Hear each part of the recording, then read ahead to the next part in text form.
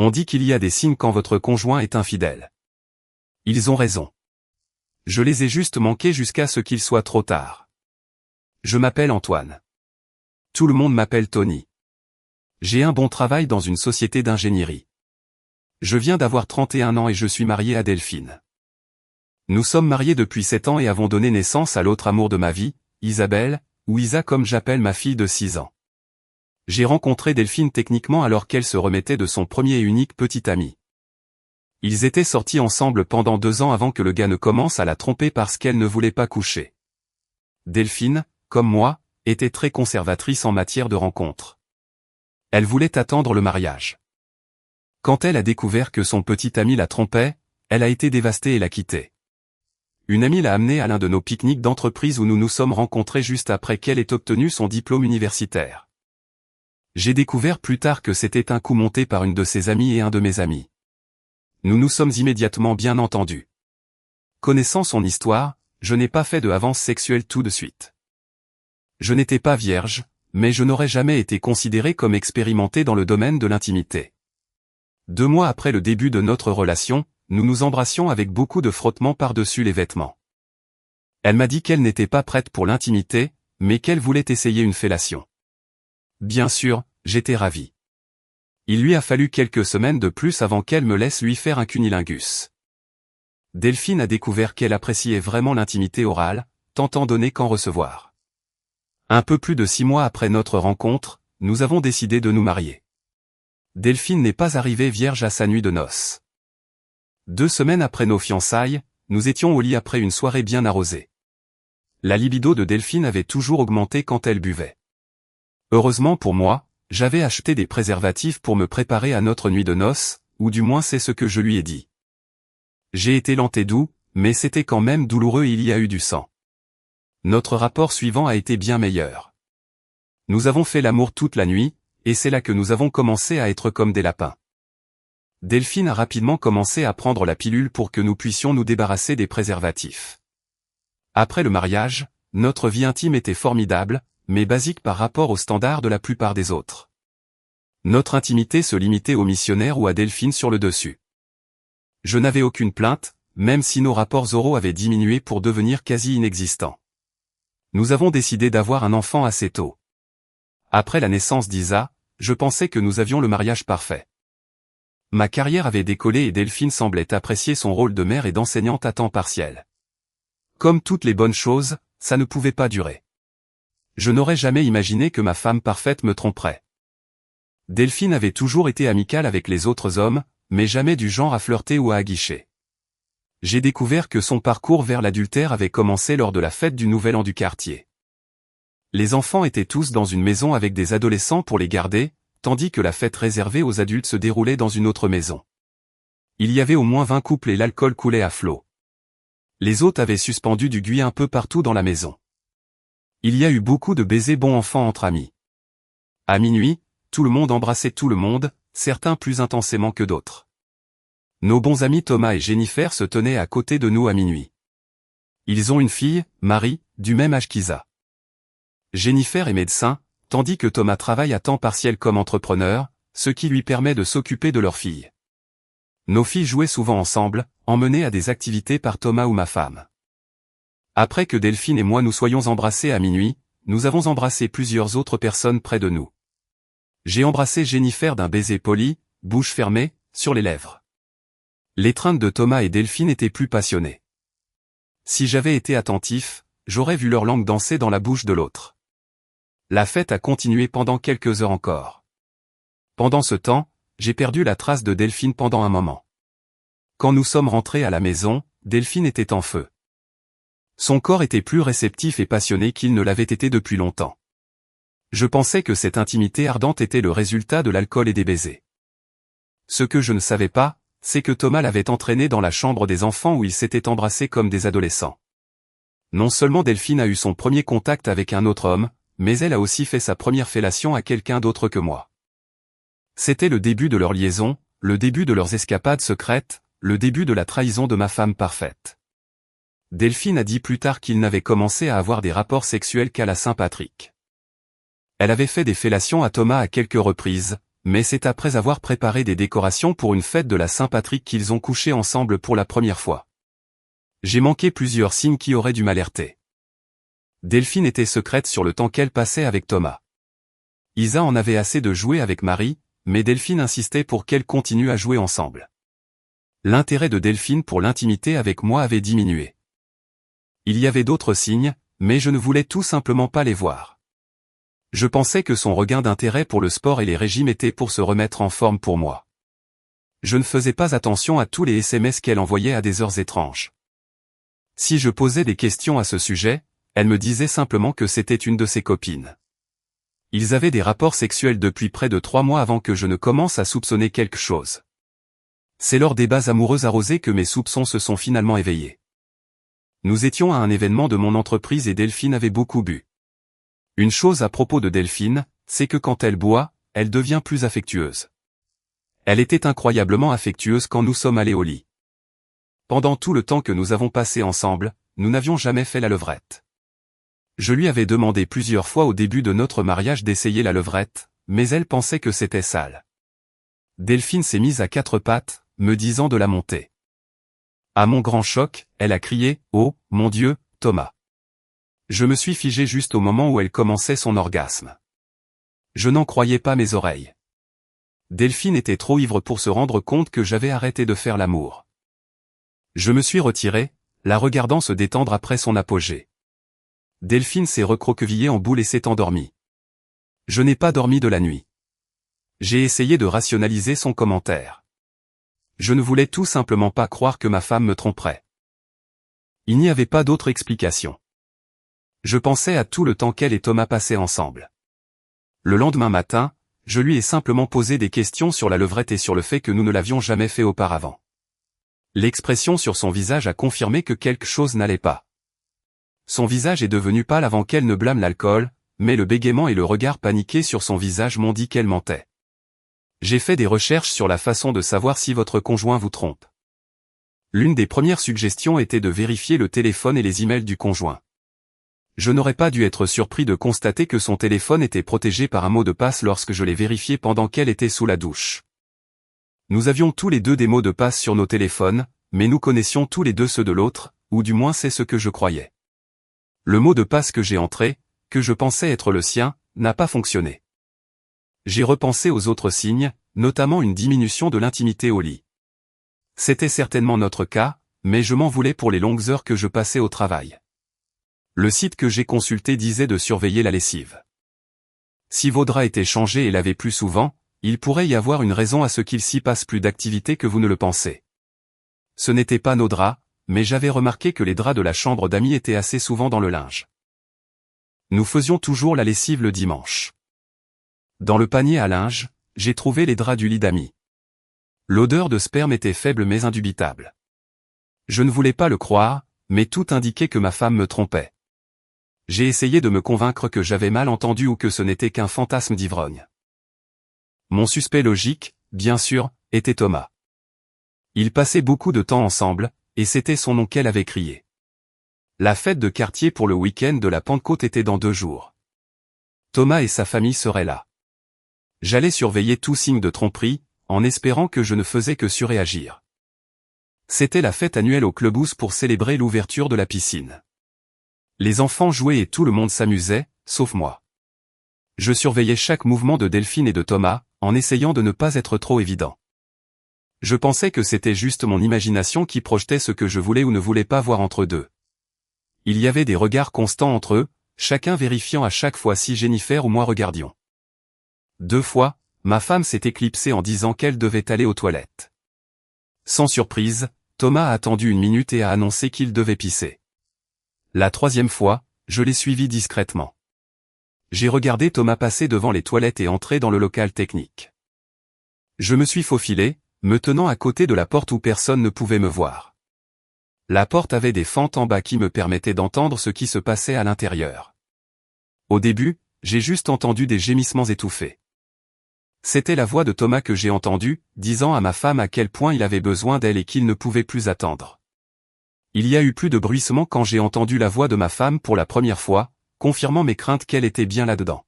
« Thomas, je te veux aussi. » Mais nous ne pouvons pas coucher ici. Antoine nous surveille comme un faucon. Je crois qu'il se doute de quelque chose. Un bruit humide et un gémissement de leur part m'ont indiqué que Thomas avait commencé. Oh mon Dieu, c'est tellement bon. Ce pauvre con n'a aucune idée que nous sommes ici. De toute façon, c'est de sa faute et de celle de Jennifer. S'ils sont trop occupés par leur travail pour nous satisfaire, ils méritent bien qu'on couche ensemble, a-t-il répondu. Delphine gémissait alors que j'entendais le bruit de la chair qui claque. Je suis parti avant de devoir les entendre finir. J'étais sous le choc, ressemblant probablement à un zombie. Je suis retourné à la fête et j'ai trouvé Jennifer. Elle m'a immédiatement demandé ce qui n'allait pas.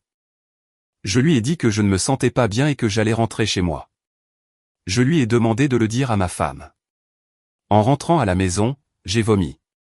Je suis resté allongé sur le canapé pendant environ 1 heure, à m'apitoyer sur mon sort. Et puis merde, me suis-je dit.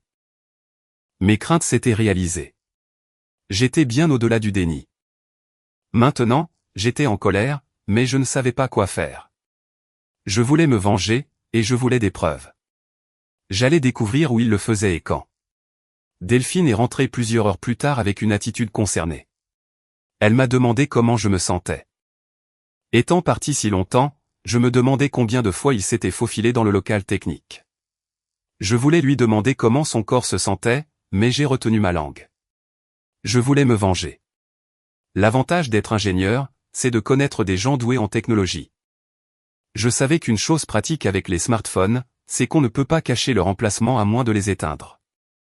Un de mes amis informaticiens m'a dit qu'il n'était pas difficile, en tant que propriétaire du service, d'accéder aux données GPS du téléphone. Avec son aide, c'est exactement ce que nous avons fait. Il n'y avait rien d'inhabituel. Il y avait de nombreux trajets jusqu'à la maison de Thomas et Jennifer, mais pas autant que je l'aurais cru. Je suppose que la plupart de leurs ébats se passaient chez nous. Si c'était vrai, cela me donnerait un avantage. L'impératif était de les prendre en flagrant délit et de les enregistrer. J'ai besoin de renseignements. Un de mes amis m'a parlé d'une application qui piraterait son téléphone pour transférer ses SMS sur le mien. Quand je lui ai dit que je doutais de pouvoir accéder à son téléphone, il a dit que ce n'était pas nécessaire. Tout ce que j'avais à faire était de lui envoyer un email avec le programme intégré. Le technicien a pris mon téléphone et l'a programmé en quelques minutes. Tout ce que tu as à faire, c'est d'appuyer sur envoyer et quand elle ouvrira l'email, tu auras tous les SMS qu'elle envoie. Sans hésitation, j'ai appuyé sur envoyer. Ensuite, je devais trouver un moyen de les enregistrer en plein acte. Mon ami a ri de moi. C'est facile. Tu as un système de sécurité avec des caméras que tu peux consulter depuis ton téléphone et qui enregistre déjà, n'est-ce pas? Oui, mais toutes les caméras sont à l'extérieur, ai-je répondu. On peut ajouter des caméras sans fil qui enregistrent aussi le son n'importe où et partout où on veut. On peut aller déjeuner et les acheter. Il me faudra 1 heure pour les installer. J'avais l'occasion parfaite. Isa commençait son stage de danse le mercredi, et Marie aussi. Delphine l'emmenait ce jour-là. J'étais certain qu'ils allaient profiter du temps où les filles étaient au stage de danse pour coucher ensemble, mais le temps nécessaire pour emmener et inscrire Isa donnerait juste assez de temps à mon ami pour installer les caméras. Mon plan prenait forme. En rentrant chez moi, je me suis arrêté au magasin d'électronique pour acheter les caméras qu'on m'avait conseillé de prendre. Alors que j'étais à la caisse, j'ai reçu une notification sur mon téléphone. Delphine avait ouvert mon email et l'application avait été installée. J'ai dû couper le son pour qu'elle ne sache pas que je recevais ses SMS en même temps qu'elle. Isa gambadait partout, excitée par son stage de danse. J'ai essayé de feindre l'enthousiasme, mais ça ne marchait pas. Une fois Isa couchée, je me suis retiré dans mon bureau, laissant Delphine seule, pensant qu'elle enverrait un SMS à Thomas. J'avais raison. Ils ont entamé une longue conversation. Elle lui envoyait des photos de son corps pendant qu'il lui envoyait des photos du sien. Je m'attendais à voir une grosse bite, mais il avait l'air tout aussi normal que moi. Thomas était excité à l'idée qu'il dépose les filles au stage de danse avant de venir chez nous pour coucher ensemble. Thomas était content que le stage dure toute la journée. Il avait hâte de passer la journée avec ma femme. Delphine lui a dit qu'elle voulait arriver tôt pour ne pas avoir à faire une longue queue pour l'inscription. Avec le temps d'inscription, mon ami et moi devrions avoir juste assez de temps pour installer les caméras. Mon ami m'a retrouvé là où j'avais garé ma voiture. Nous avons attendu au bout de la rue jusqu'à ce que Delphine et Isa passent. Mon travail consistait à installer les 6 caméras pendant que le technicien s'occupait de la programmation. La programmation était la partie difficile. Elles étaient activées par le mouvement et pouvaient également être activées à distance. Je les ai placées dans la cuisine, le salon, le sous-sol, notre chambre et 2 dans la chambre d'amis. Je me suis dit que la chambre d'amis était l'endroit où il le ferait. Nous avons terminé juste à temps. J'ai regardé sur mon téléphone 2 voitures se garer dans l'allée. De retour au bureau, j'ai essayé de sortir mon téléphone pour voir s'ils couchaient ensemble. Je n'ai pas pu. Je devrais attendre d'être rentré à la maison. La clé pour que le plan fonctionne était que je garde mon sang-froid. J'ai essayé mais je n'ai pas pu m'empêcher de poser quelques questions sarcastiques à Delphine sur sa journée. Le regard paniqué sur son visage était jouissif, mais je devais arrêter si je voulais obtenir la vengeance que je désirais. Je me suis à nouveau retiré dans mon bureau après qu'Isa se soit couchée. J'ai regardé les caméras extérieures les enregistrer alors qu'ils entraient dans le garage. Une fois dans la cuisine, ils se sont immédiatement enlacés, s'embrassant et se pelotant. Ils ne sont pas restés longtemps dans la cuisine, montant rapidement à l'étage dans la chambre d'amis. Le son était étouffé, mais l'image était très claire d'eux se déshabillant. J'aurais dû m'y attendre, mais je suis devenu encore plus furieux quand elle l'a laissé finir à l'intérieur. Le plus drôle, c'est que pendant que je les regardais, ils s'inondaient de SMS pour se dire à quel point leur rapport avait été génial. Delphine a dit quelque chose à Thomas sur mon comportement étrange. Thomas a simplement balayé ça d'un revers de main. C'était un idiot et il ne savait rien. Je ne pouvais pas regarder le reste, mais je savais que je les tenais. Je voulais un meilleur son. Tôt le lendemain matin avant le travail, j'ai ajusté les caméras dans la chambre d'amis de manière à mieux les entendre. Au travail le lendemain, j'ai regardé sur mon téléphone leur voiture arriver comme la veille. Comme prévu, ils sont montés dans la chambre. Dans l'intimité de mon bureau, je les ai regardés se préparer à coucher ensemble, et le son était bon, même par téléphone. Je savais que j'étais allé un peu trop loin avec mon sarcasme, et Delphine était sur les nerfs. Je te le dis, il sait quelque chose. Je le sens, a dit Delphine. Oublie-le. Même s'il se doute de quelque chose, il ne peut rien prouver. Il est là où il est toujours, au travail, comme ma femme. Ils sont trop stupides pour savoir que pendant qu'ils travaillent, nous sommes ici, a dit Thomas en riant. Tu n'aimes pas le fait que leur dur labeur nous paie pour que nous puissions baiser comme des lapins. J'en avais assez vu pour le moment. J'avais ma preuve, mais maintenant la question était de savoir quoi en faire. Notre mariage était terminé, et je voulais la faire payer. J'ai décidé de consulter un avocat pour trouver la meilleure façon d'y mettre fin. Aussi en colère que je sois contre Delphine, je savais que ce serait le plus dur pour Isa. Un de mes amis m'a recommandé un bon avocat, spécialisé dans ce genre d'affaires. Il a voulu me voir le jour même où j'ai appelé. J'ai montré à l'avocat une partie de la vidéo et des SMS. Il a ri. On peut la détruire. Il m'a dit que même si le divorce pour faute était une option, pour garder les vidéos privées, il était sûr qu'elle accepterait n'importe quoi. Je lui ai dit que je voulais tout ce que je pouvais obtenir. L'avocat a suggéré que je contacte Jennifer et que je la mette dans le coup. Ce serait plus efficace de les frapper tous les deux en même temps. Il m'a donné le numéro d'un de ses collègues qui pourrait la représenter. J'ai appelé le cabinet de Jennifer et on m'a passé sa secrétaire. J'ai laissé un message pour que le docteur Martin me rappelle dès que possible. Pas 10 minutes plus tard, mon téléphone a sonné avec Jennifer au bout du fil. Qu'est-ce qui ne va pas? Tout le monde va bien? Jennifer, il faut qu'on parle. Elle a immédiatement demandé si tout le monde allait bien. Je lui ai dit que tout le monde allait bien physiquement. Son ton semblait indiquer qu'elle savait ce qui allait suivre. Elle m'a dit de venir à son cabinet à 17h pour la voir après son dernier patient. Quand je suis entré dans une salle d'examen, elle a fermé la porte et a parlé la première. Ce connard me trompe encore, n'est-ce pas? Comment le sais-tu, ai-je demandé. Je sais que mon travail me prend beaucoup de temps, mais je ne suis pas stupide. Je commençais à avoir des soupçons sur tout le temps qu'il passait avec ta femme. Il se croit si malin. Dis-moi que tu as des preuves. J'ai sorti mon téléphone et je lui ai montré quelques courts extraits de nos conjoints. Il est mort. Ce connard est mort, a-t-elle répondu. À la façon dont tu le dis, je suppose que ce n'est pas sa première fois, ai-je demandé. Jennifer a pris une profonde inspiration. Première, deuxième ou troisième. Après la dernière fois, je lui ai dit que c'était fini ou que c'était la fin.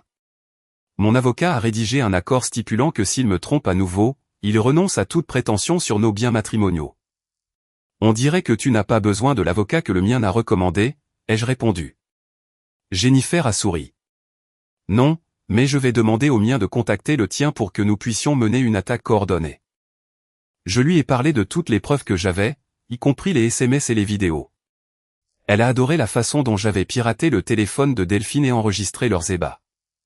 Aussi douloureux que cela puisse être, elle a suggéré que nous collections encore 1 ou 2 semaines de preuves avant d'agir. Jennifer a supposé à juste titre que je cherchais à divorcer, étant donné que j'avais déjà consulté un avocat. Nous avons échangé nos numéros de portable et je lui ai donné les coordonnées de mon avocat. À peine montée dans la voiture, Jennifer m'a appelé. Elle avait appelé son avocat qui aurait besoin de 2 semaines pour se préparer à détruire correctement Thomas. Je suppose qu'en couchant autant ensemble pendant la semaine, ils avaient besoin du week-end pour se reposer. Selon leur SMS, Delphine voulait faire une pause le week-end pour ne pas éveiller davantage mes soupçons. Ils prévoyaient de reprendre leur plan le lundi. Dimanche soir, Jennifer m'a envoyé un SMS pour me dire qu'elle devait me parler. J'avais peur qu'il y ait un problème ou qu'elle ait des doutes. J'ai fermé la porte de mon bureau et je l'ai appelée. Le plan tenait toujours, mais elle a dit qu'elle voulait me rappeler de rester calme. Et elle a curieusement ajouté, en aucun cas tu ne dois coucher avec ta femme. Elle a aussi dit que je ne devais pas l'embrasser non plus. Ce n'était pas un problème. J'étais dégoûté d'être près d'elle. Après l'appel, j'ai remarqué que Thomas avait envoyé à Delphine d'autres photos de son corps. Il était excité que, les filles étant au stage de danse toute la semaine, ils auraient le champ libre toute la semaine. Leur routine était la même chaque jour, déposer les filles, retourner chez nous et coucher ensemble. C'était difficile de les regarder interagir tous les jours. C'était encore plus difficile de l'entendre se vanter d'être un type bien. Delphine ne disait que rarement quelque chose, mais un jour, elle a dit qu'elle avait enfin assez de rapports pour satisfaire ses besoins. Jennifer m'a demandé de la retrouver pour déjeuner le vendredi. Elle voulait revoir le plan. Elle avait rencontré son avocat et tout devrait être en place d'ici la fin de la semaine prochaine. Son avocat avait parlé au mien. Le plan était de les frapper en même temps, d'avoir les papiers du divorce prêts à signer avec la menace que s'ils ne le faisaient pas, les vidéos deviendraient virales. Jennifer m'a de nouveau prévenu de ne pas coucher avec Delphine. Je lui ai dit qu'il n'y avait pas besoin de me le dire. Je n'avais aucun intérêt à même la toucher.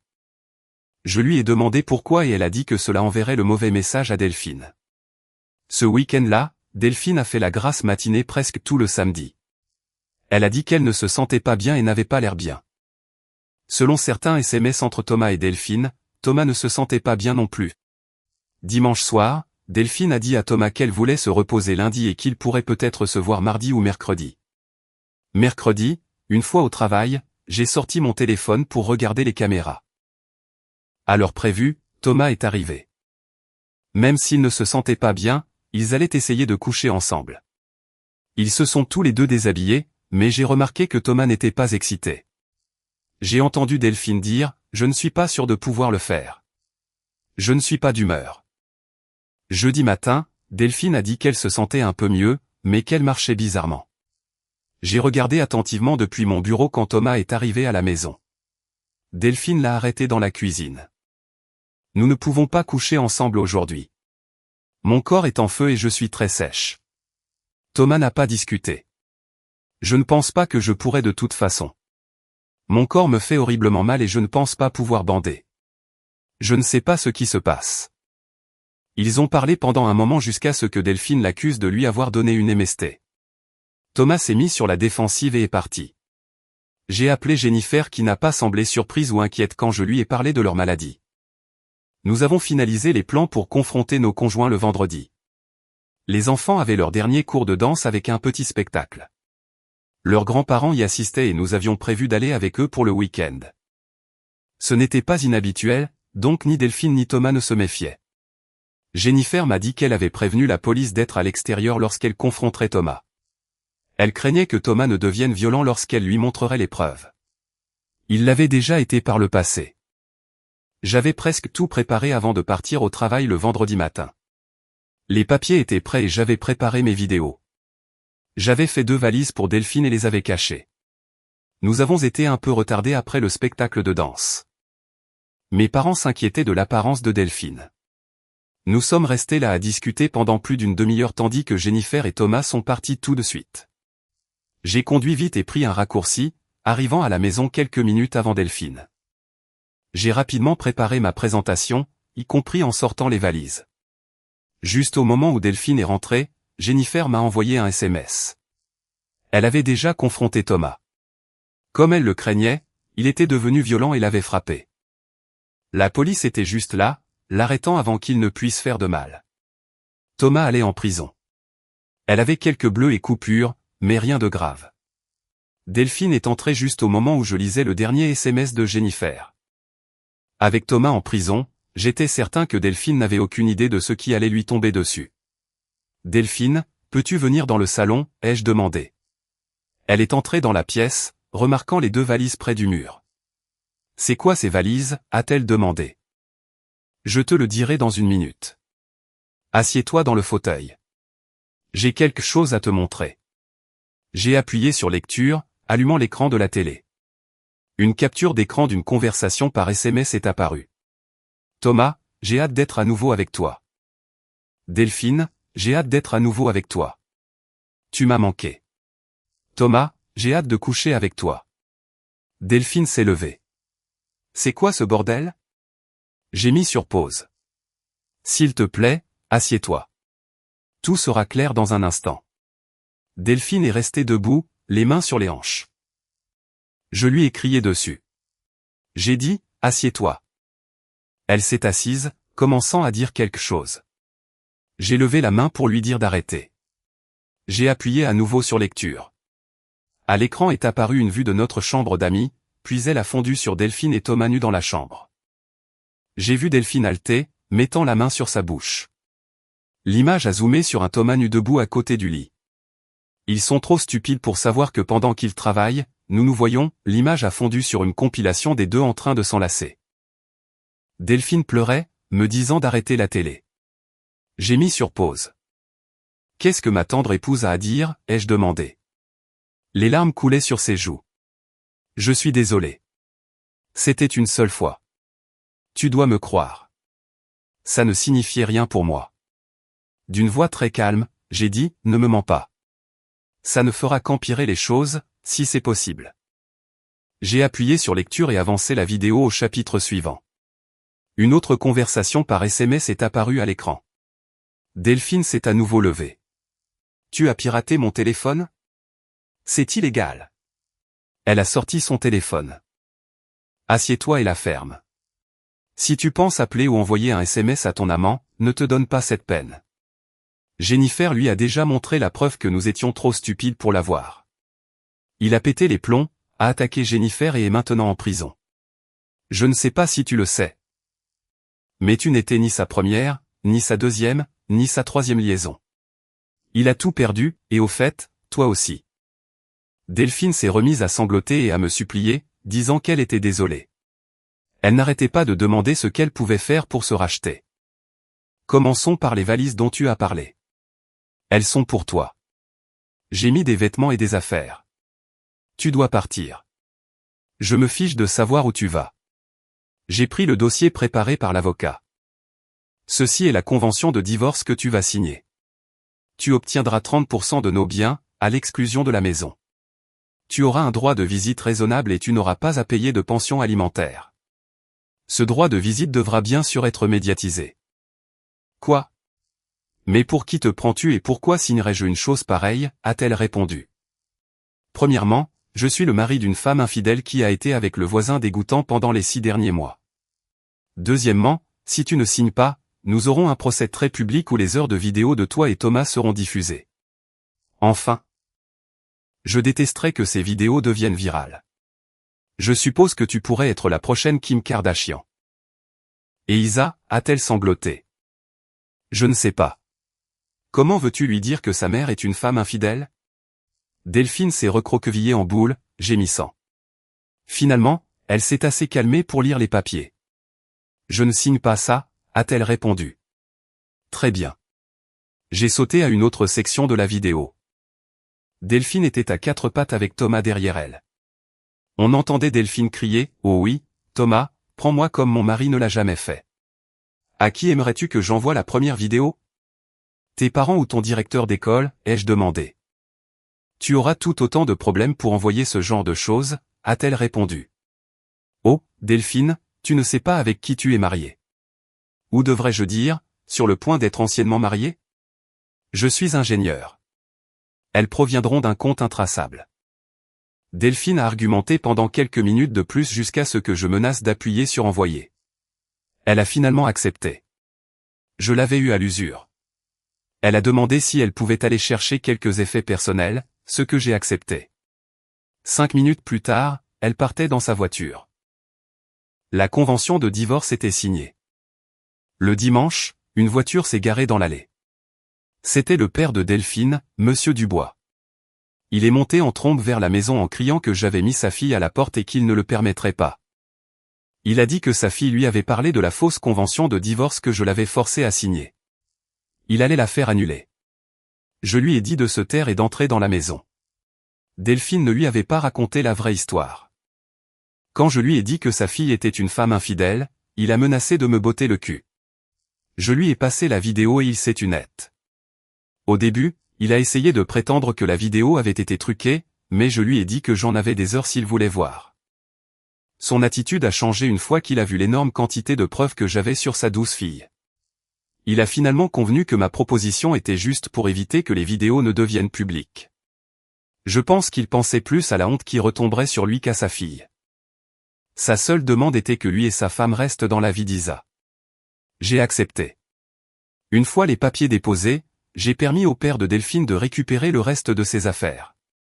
Thomas est allé en prison pour quelques mois, puis a disparu. Parler à Isa a été la chose la plus difficile que j'ai jamais faite. Elle était trop jeune pour comprendre ce que sa mère avait fait. Je lui ai dit que maman et papa n'étaient plus ensemble. Je ne lui en ai pas voulu, mais elle semblait croire que c'était la faute de sa mère. Isa n'a pas vu sa mère pendant 6 mois. Ses parents m'ont dit qu'elle ne pouvait pas lui faire face, mais j'ai découvert plus tard que Delphine avait été à l'hôpital. D'une manière ou d'une autre, elle avait contracté une MST incurable. Je soupçonnais la bonne docteure, Jennifer, d'avoir eu sa vengeance ultime sur Thomas et d'avoir ainsi puni mon ex-femme du même coup. Les médecins ont réussi à maîtriser l'éruption cutanée, mais elle était très contagieuse et incurable. On a dit à Delphine que les rapports sexuels étaient hors de question pour elle jusqu'à ce qu'un remède soit trouvé, si jamais il l'était. Une fois que j'ai appris le diagnostic, j'ai demandé au tribunal d'interdire à Delphine tout contact physique avec sa fille. Le tribunal a accordé ma modification de son droit de visite.